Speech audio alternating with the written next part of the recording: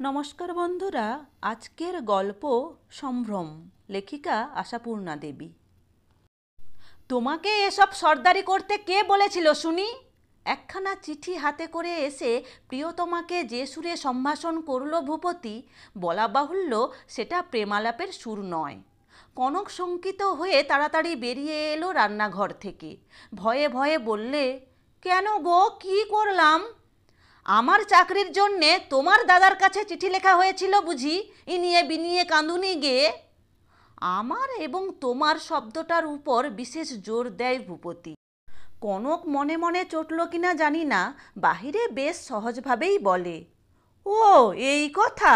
আমি বলি না জানি কি অপরাধ করে বসলাম। ইনিয়ে বিনিয়ে কাঁদুনি গে, ওসব আবার কি বিশ্রী কথা। এমনি কথার ছলে লিখেছিলাম। অত বড় একটা অফিসার মানুষ, ভালো মতো চাকরি বাকরি কি হাতে থাকে না? এগাতটা ছুঁড়ে মারলেই পারো এইদিকে। বলাই দোষ হয়েছে নাকি? দোষ? পাগল! কত বড় উপকার করলে, আমার কৃতার্থ হয়ে যাওয়া উচিত। কনক বেচারা চোখে অন্ধকার দেখে, ভয়ে এবং লজ্জাতেও। নিশ্চয়ই দাদা সাপ জবাব দিয়ে দিয়েছেন, আর পড়বি তো পর সেই চিঠি কিনা ভূপতিরই হাতে। অথচ দাদাকেও খুব নিন্দা করা যায় না। ভূপতির চাকরি যাওয়ার পরে বেশ কয়েকবার অনুরোধ করেছে সুনীল ওর অফিসে যেতে। ভূপতির গোঁ শালার আন্ডারে কাজ করতে পারবো না। আর কি করবে সুনীল? তারপর থেকে এই দীর্ঘ 8টি মাস কিভাবে চলেছে সে কনকই জানে। ঝিটাকে কনকই ছাড়িয়ে দিয়েছিল, গয়লা ছেড়ে গেছে নিজে থেকেই। প্রথমে ভেবেছিল ধোবার পাট উঠিয়ে দিলে কিছু বাঁচবে। এখন সাবান সোডাও কেনা দুষ্কর হয়ে উঠেছে। আস্তে আস্তে উঠে গেছে জলখাবার, উঠে গেছে চা। ভাতের উপকরণসমূহ বিলীন হতে হতে কেবলমাত্র ডালে এসে ঠেকেছে। তাও তাকে গৌরব করে ডাল বলা হয়, তাই জল বললেও ভুল হতো না। নিজেদের জন্যে না হোক, ছেলেমেয়েদের মুখের দিকে চাইলে মাথা খুঁড়ে মরতে ইচ্ছে হয় কনকের। চেঁচিয়ে কাঁদবার জো নেই, তাই লোকলজ্জার বালাই না থাকলে বোধ করি সময় সময় ডাক ছেড়ে কাঁদত সে। অথচ কি নিরুপায় বন্দি জীবন। লেখাপড়া শেখেনি যে নিজেই উপার্জনের চেষ্টা করবে। মধ্যবিত্ত সংসারের মোটা ব্যবস্থার মধ্যে দিন কেটেছে। কৈশোর থেকে যৌবন, যৌবন থাকতেও পৌরত্ব। শিল্পকলার হাতও এমন কিছু উঁচু দরের হবার সুযোগ পায়নি যে সেদিক থেকে কিছু সুবিধা হবে। করবে কি? করবার সামর্থ্য যতটুকু ছিল তা তো প্রথম দিকেই করেছে। এখন ওই শাঁখের শাঁখা আর প্লাস্টিকের চুড়ি দুগাছা ধুয়ে ধুয়ে জল খেলেও তো পেট ভরবে না কারুর। দিন আর কাটে না, একটি একটি দিন এক একটি বছর। হাত দিয়ে ঠেলে দেবার জিনিস নয়, প্রত্যেকটি ঘন্টা মিনিটকে সহ্য করতেই হচ্ছে। তবু স্কুল ফেরত ছেলেদের সন্ধ্যা হতেই ভাত দেবার প্রলোভন দেখিয়ে শুকনো মুখে বসিয়ে রাখা যদি বা সয়েছিল, মাইনে বাকি পড়ার অপরাধে তাদের স্কুল থেকে অপমানিত হয়ে ফেরত আসাটা অসহ্য হলো। মরিয়া হয়েই সেদিন দাদাকে চিঠি লিখেছিল কনক। ইনিয়ে বিনিয়ে কেঁদে কেটে না হোক, বেশ একটু মোলায়েম উপরোধের ভাষাতেই। ভূপতির সঙ্গে পরামর্শের সাহস হয়নি। কি উত্তর দেয় সুনীলকে কে জানে। সুরাহা হয় সময় বুঝে বলবে ভূপতিকে। এত দুরবস্থার পরও কি নরম হবে না ভূপতি? অন্তত কনকের কাছে চক্ষু লজ্জার খাতিরে, ছেলে মেয়েদের উপর কর্তব্যের দায়ে। এদিক থেকে একরকম নিশ্চিন্ত ছিল কনক। ভাবনা সুনীলের দিক থেকে। যদি বলে, চাকরি তো কারুর পিত্তেসে বসে থাকবার জিনিস নয় কনক, গাছ থেকে পেড়ে আনবারও নয়। এখন কোথায় পাবো, যখন বলছিলাম। তাই হলো শেষ পর্যন্ত, আর সেই চিঠি ভূপতিই খুলল। অনেক কষ্টে স্বাভাবিক ভাবটা বজায় রাখার চেষ্টা করে কনক, টেনে আনা হাসি আর তৈরি করা ভাষার সাহায্যে। নকল রাগ দেখিয়ে বলে, আমার চিঠি তুমি পড়লে যে বড়?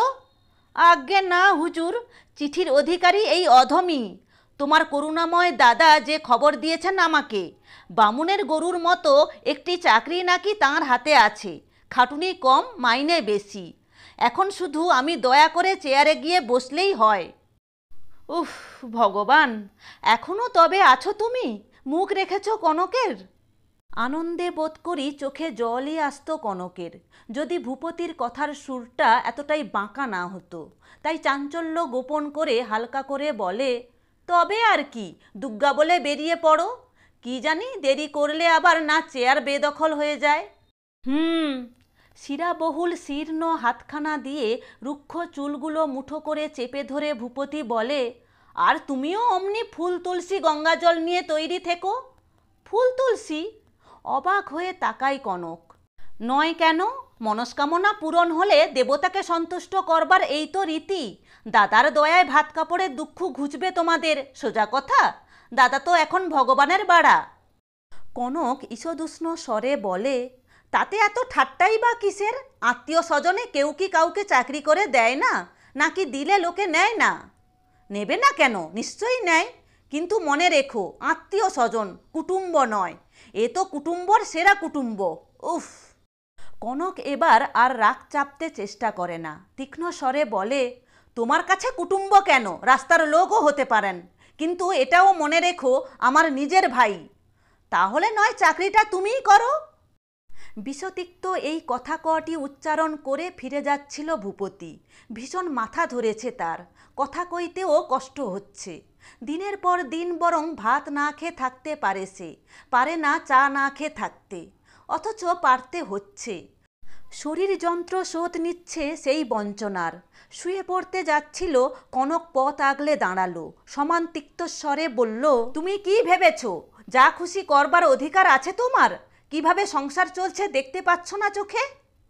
ভূপতি তীব্র স্বরে উত্তর দেয়, কি করে আর পাবো? রাজভোগ খাচ্ছি, কিংখাপের গদিতে শুচ্ছি, টের পাওয়ার উপায় কোথায়? রাজভোগ তো সকলেই খাচ্ছে। চিৎকার করে ওঠে কনক, ছেলে মেয়েদের মুখের দিকে ভালো করে তাকিয়ে দেখেছো কোনো দিন? আমি মেয়ে মানুষ, আমার ইচ্ছে করে পথে বেরিয়ে যা হোক কিছু উপায় করে আনি। আর পুরুষ মানুষ হয়ে লজ্জা করে না তোমার মাথা ধরার ছুতো করে পাশ বালিশ আঁকড়ে পড়ে থাকতে? শালার অধীনে চাকরি করব না, মান কত? এরপরে যে ওদেরই কাছে হাত পাততে হবে। তার আগে বরং পথে পথে ভিক্ষে করব, বলে আবার একবার যাবার জন্যে পা বাড়ায় ভূপতি। কিন্তু কনক দেবে না যেতে। একটা কিছু হেস্তনেস্ত করে ছাড়বে আজ। প্রতি মুহূর্তে বিষ হয়ে উঠেছে তার, বিষ হয়ে উঠেছে ভূপতির মুখ।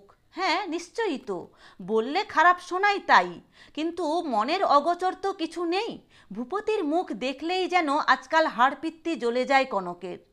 কেন কেন চারখানা হাত পা অটুট থাকতেও এমন নিশ্চেষ্ট হয়ে থাকবে ভূপতি? ভূপতির হিসেবে হয়তো নিশ্চেষ্ট নয়, কিন্তু কনক চায় আরও চেষ্টা করুক ভূপতি। শুধু পাশের বাড়ি থেকে কাগজ চেয়ে এনে কর্মখালির বিজ্ঞাপন দেখা নয়, কালে কসমিনে একটা ইন্টারভিউ দিয়ে আসা নয়, তার চাইতে অনেক জোরালো চেষ্টা। রাস্তায় রাস্তায় ঘুরে, লোকের হাতে পায়ে ধরে, মুটেগিরি করে, রিক্সো গাড়ি টেনে, যেমন করে হোক ঘরে টাকা আনুক ভূপতি। প্রথম প্রথম স্বামীর হতাশ করুণ মুখ দেখে যে সস্নেহ মমতায় বুক ভরে উঠত, আগলে রাখতে ইচ্ছে হতো সংসারের সব ঝামেলা থেকে, সে সহানুভূতি আর নেই। তখন ভূপতির নিজের মুখ থেকে অক্ষমতার উল্লেখ শুনে থামিয়ে দিয়েছে ভূপতিকে, হেসে উড়িয়ে দিয়েছে, শাস্ত্রবচন উদ্ধৃত করে প্রবোধ দিয়েছে তাকে, পুরুষের দশা 10 রকম। সেই কনকই এখন যখন তখন ভূপতির অক্ষমতাকে ধিক্কার দিচ্ছে, প্রত্যেক কথাই দিচ্ছে ঠোকর। স্নেহ, সহানুভূতি, মমতা, প্রেম সব শুকিয়ে গেছে, কঠিন হয়ে গেছে হৃদয়বৃত্তি। শুকিয়ে গেছে ক্ষুধার্ত নিরু নিপুর উত্তপ্ত নিঃশ্বাসের আঁচে, কঠিন হয়ে উঠেছে অপমানিত সনদ সুধীরের রুক্ষ দৃষ্টির তীব্র কষাঘাতে। 4টি ছেলে মেয়ের 4 জোড়া চোখের মৌন তিরস্কারের ভাষা অহরহ বিচ্ছে কনককে। মমতার চাইতেও অনেক মর্মান্তিক লজ্জা, ধিক্কারে মাটির সঙ্গে মিশিয়ে যেতে ইচ্ছে করে, যখন ভাতের পাশে ডালের বাটিটা ছাড়া আর কিছুই দেবার থাকে না। মাথা হেঁট হয়ে যায় যখন রোজই শরীর খারাপের ছুতো দেখিয়ে বলতে হয়, আজ আর খাবার করে উঠতে পারিনি বাবা। দৈবাত হাত পা কেটে গেলে যে আয়োডিনেরও অভাব হয়, পেট ব্যথা করলে জোয়ান আরকের, এ কথাটা বোঝাতে হবে ছেলেদের। তেমন দুঃস্বপ্ন কবে দেখছে কনক? চলতি সংসারের প্রত্যেকটি মজুত মাল ধীরে ধীরে নিঃশেষ হয়ে যাচ্ছে, আর আসছে না। জামা কাপড় জুতো সবই জবাব দিচ্ছে ক্রমশ। বাহিরের ঠাট্টাও বজায় থাকছে না আর। ভূপতি বোঝে না এসব। ছেলেরা এতটুকু অসন্তোষ প্রকাশ করেছে টের পেলেই সে যেন জ্বলে যায়। ওর যুক্তি আলাদা।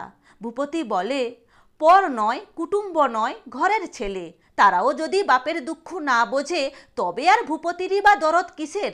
সংসারে আটকে থাকবে কোন কর্তব্যের দায়ে? কনকের সঙ্গে ভূপতির যুক্তির মিল নেই, তাই ভূপতির কথাই যেন সর্বাঙ্গে আগুন ধরে যায় তার। কণ্ঠস্বরে যতটা তিক্ত ঢালা সম্ভব কনক ঢেলে আরও চেঁচিয়ে ওঠে, ভিক্ষে করবে? তাতেও পৌরুষ বজায় থাকবে কেমন? যত অপমান দাদার আফিসে কাজ করতে! এ কি দাদার চাকরগিরি করা? পা টিপে দিতে হবে? দাদাকে তেল মাখাতে হবে? খুব তফাৎও নয়।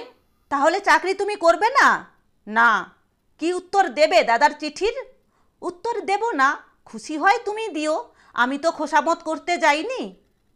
ঘৃণা আর রাগের সংমিশ্রণে কি ভয়ঙ্কর কুৎসিত হয়ে ওঠে কনকের মুখ। জানি জানি, দাদা বড় চাকরি করে, গাড়ি চড়ে বেড়ায়, সেই হিংসেই মরে যাও তুমি। কিন্তু তুমিও জেনো, আর তোমার একতারে থাকবো না আমি। হয় দাদার কাছে চলে যাব, নয় লোকের বাড়ি ঝিগিরি করব। দেখি কিসে তোমার অহংকার বজায় থাকে। পরস্পরে যেন হিংস্র জানোয়ার হয়ে উঠেছে, একে অপরকে ছিন্ন ভিন্ন করতে পেলে ছাড়বে না।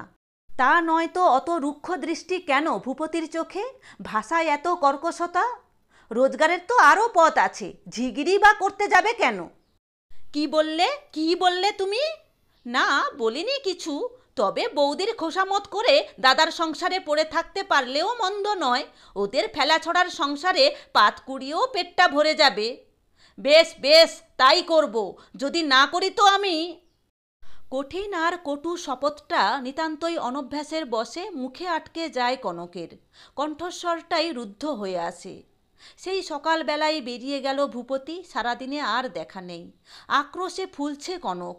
আর ভয়ঙ্কর সেই সময়ে নীরু হাঁপাতে হাঁপাতে এসে খবর দিল, মা, বড় মামা আসছেন। দাদা! সমস্ত পৃথিবীটা হঠাৎ যেন ধোঁয়া হয়ে গেল কনকের চোখে। কি জবাব দেবে সে? কি কৈফিয়ত? গায়ের জোরে তো পাঠাতে পারবে না ভূপতিকে, নিজেও সত্যি নেবে না চাকরিটা। তবে কি বলবে? ভূপতির অসুখের ছুতো দেখাবে? বলবে কি, তোমাকে লেখাই আমার ভুল হয়েছিল দাদা, ওর শরীরটা খুব খারাপ যাচ্ছে আজকাল, খাটতে পারবেন না। বিশ্বাস করবে সুনীল? যে মানুষ বাড়ি থেকে বেরিয়ে যেতে পারে তাকে অসুস্থ বলে বিলাসিতা করবার সময় কি এখন? চারিদিকের শ্রীহীন দৈন্যদশা চোখে পড়বে না তার? দাদা এলে এক পেয়ালা চা খাওয়াবার ক্ষমতাও আর নেই কনকের। এ কি বোঝে না সুনীল? তা নয় তো যখনই আসে আজকাল আগে থেকেই কেন অর্ডার দেয়? তুই যেন খাবার দাবারের হাঙ্গামা করতে যাসনি কনক, পেটটা মোটেই সুবিধের নেই। তবে এখনও সেই পচা অহংকার বজায় আছে ভূপতির, এইটাই কি বুঝে নেবে না সুনীল? কি বলবে ভূপতিকে? কোন ভাষায় ধিক্কার দেবে? মুঠো করে ধুলো দেবে না ভূপতির গায়ে? কই রে কনক, কি খবর? দাদার স্নেহস্নিগ্ধ গম্ভীর সম্ভাষণটা বুকের মধ্যে যেন হাতুড়ির ঘা মারল। দাদা! আঁচলের ছেঁড়াটা গুছিয়ে কাপড়ের ভাঁজের মধ্যে লুকিয়ে তাড়াতাড়ি এগিয়ে এলো কনক। দাদা এসেছো? এবারে কিন্তু অনেক দিন পরে এলে দাদা। সময় পাই না রে, এত কাজের চাপ পড়েছে আজকাল। ভদ্রতার আবরণে না আসার কারণটা দর্শালেও মূল তথ্যটা ঠিক তা নয়। ভূপতির উপর চটে গিয়েই ইদানিং আর বেশি আসে না সুনীল। কেন হঠাৎ এত কাজ বাড়লো কেন দাদা? ভাষা ভাষা এই প্রশ্নটা নিজের কানেই বোকার মতো শোনাচ্ছে। ওই এক বেটা সাহেব বোম্বে গিয়ে বসে আছে। সে যাক, আমার চিঠিটা ভূপতি পেয়েছে তো? তোমার চিঠি? আকাশ থেকে পড়ল কনক। চিঠি দিয়েছিলে বুঝি? কাকে? ওকে? হ্যাঁ রে। সুনীল আক্ষেপের সুরে বলে, পাইনি তো? ঠিক সন্দেহ করেছি আমি। দেখছিস তো কি বিশ্রী ব্যবস্থাই হয়েছে আজকাল ডাকের। দমদম থেকে কলকাতা এই মাইল রাস্তা, চিঠি আসতে 5 দিন লাগবে? ছি ছি! পরশু সন্ধেবেলা পোস্ট করেছি চিঠিটা, মন জানতে পারে। হঠাৎ কেমন সন্দেহ হলো, চিঠিটা পেল তো? না, নিজেই ঘুরে আসি একবার। তারপর বাবুটি কই? সুমতি হয়েছে তার? হ্যাঁ দাদা, তাই বলবো বলেই ভাবছি। অনেক চেষ্টায় ভালো একটা কাজ জোগাড় হয়েছে, কোনো ব্যাংকে বুঝি। জোগাড় হয়ে গেছে? সুনীল আকাশ থেকে পড়ে। কাজ পেয়ে গেছে ভূপতি? হ্যাঁ গো দাদা, রাজ্যের লোককে তো বলে রেখেছিলেন। আমি সেদিন চিঠি দিলাম তোমায়, সেদিন তো ঠিক হয়নি, ঠিক পরদিনই এসে বললেন কাজ পেয়েছেন। সুনীল হতাশভাবে বলে, এতদিন বসে থাকলো আর ঠিক এই দণ্ডে পেয়ে গেল চাকরি, অথচ আমি কত তদারক কত চেষ্টা করে একটা ভালো চাকরির ব্যবস্থা করলাম। এবারে আকাশ থেকে পড়বার পালা কনকের। কি, তুমিও ঠিক করে ফেলেছ? এত সহজে হয়ে গেল? সত্যি সত্যি? দেখেছ তো, আমি কাল হাসতে হাসতে বলছিলাম কপালের গেরো কাটলো, এবারে হয়তো দাদাও একটা চাকরি জোগাড় করে খবর দেবেন। বললেন, হ্যাঁ, চাকরি অমনি গাছের ফল, মাত্র 7 দিন আগে চিঠি দিয়েছ আর হয়ে গেছে চাকরি। সত্যিই তাই হলো? আচ্ছা, এতই যদি সহজ, তাহলে আর অতদিন বাড়ি বসে কুঁড়ে হয়ে যাওয়া কেন বলো তো দাদা? অবাক আর সরল মুখে তাকিয়ে থাকে কনক বালিকার দৃষ্টিতে। জগতের অনেক কিছুই যেন বোঝে না সে। যেন পুরুষ মানুষ বেকার বসে থাকলে যা ক্ষতি হয় সে শুধু কুঁড়ে হয়ে যাওয়া। সুনীল মিনিটখানেক চুপ হয়ে থেকে প্রশ্ন করল, কোন ব্যাংকে বললি? তা তো জানি না দাদা, বললেন তো ব্যাংকে। ওর কোনো বন্ধুর কাকা বুঝি সেখানকার ক্যাশিয়ার, মাইনে ভালোই দেবে বলেছে। তোমারটা তাহলে কি হবে দাদা? একটু অপ্রস্তুতে পড়তে হবে আর কি। অনেক চেষ্টা করছিলাম, কি জানি কীরকম কাজ পেল। এটা সত্যিই ভালো ছিল, উন্নতিরও আশা আছে। সত্যিই দাদা, তোমারই তো দেখছি মুশকিল হলো। তা আর কাউকে দিয়ে দিতে পারবে কি বলো? এদিকে আবার বন্ধুর কাকা। ও কি, এক্ষুনি উঠছ যে বড়? তা হবে না, আজ একটু মিষ্টিমুখ না করে যেতে পাবে না। যতই হোক সুখবর দিলাম। ওরে সনত, শোন না বাবা। ঘরের ভিতর গিয়ে চাপা উত্তেজিত স্বরে ছেলের কাছে আবেদন করে কনক। সনত, যা বাবা, ছুটে যা একবার, তোর মামার জন্যে 4টি মিষ্টি নিয়ে আয়, ছুটে যা। পয়সাটা পরে দিয়ে দেব, বলিস বলিস তাড়াতাড়ি চলে এসেছি। কি, ধারে আনতে হবে? আমাকে কাটলেও না? বলে জানলার দিকে মুখ ফিরিয়ে বসে সনত। মামা পাছে পড়াশোনার বিষয়ে প্রশ্ন করে বসেন, এই ভয়ে সামনেই বেরোয়নি সে এতক্ষণ। তাতে কি হয়েছে বাপু? দুর্বল আর ফ্যাকাশে লাগে কনকের গলার স্বর। তোদের সব বাড়াবাড়ি। পাড়ার দোকান থেকে হঠাৎ এমন ধারে কিছু আনে না লোকে? আনে যাদের শোধবার ক্ষমতা আছে। মুখ না ফিরিয়েই উত্তর দেয় সনত। দোকানের ধার কি আমি ফেলে রাখতাম? আচ্ছা, দেখি যদি কিছু। মানি লোকের ছেলে তোমরা। পিছনের দরজা দিয়ে ঘুরে ভাঁড়ার ঘরে এসে ঢোকে কনক। আছে, এখনও আছে 1টি টাকা। পৌষ সংক্রান্তির দিন বাউনি বেঁধেছিল 1টি টাকা দিয়ে। শূন্য দর চালের জালার মধ্যে আজও পড়ে আছে খড় বাঁধা আর সিঁদুর মাখা সেই টাকাটা। অভাব রাক্ষসের লোলুপ হাত আজও এসে হানা দেয়নি সেখানে, দিতে সাহস করেনি। কনকের হাত পৌঁছবে সাবেককালের প্রকাণ্ড সেই জ্বালাটার ভিতরে, কিন্তু না পৌঁছলে উপায় কি? বাহিরে দালানে দাদা বসে, বরের চাকরি হয়েছে বলে কনক তাঁকে সন্দেশ খাওয়াবার আশ্বাস দিয়ে এসেছে। টাকার সিঁদুরটুকু মুছতে মুছতে ক্ষয়ে ফুটো হয়ে যায় জীর্ণ আঁচলটা।